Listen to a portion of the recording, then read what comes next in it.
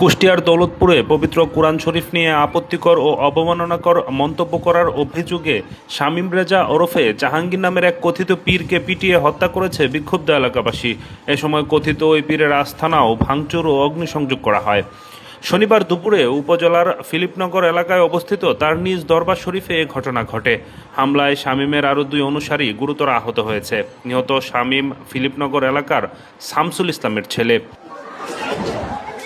স্থানীয়রা জানায়, শামীম রেজা নিজেকে কালান্দার বাবা জাহাঙ্গীর সুরেশ্বরীর অনুসারী হিসেবে পরিচয় দিতেন। হামলাকারীদের অভিযোগ, তিনি নামাজ, রোজা, হজ ও জাকাত সহ ইসলামের মৌলিক ইবাদতগুলো অস্বীকার করে ভিন্নধর্মী মতবাদ প্রচার করতেন।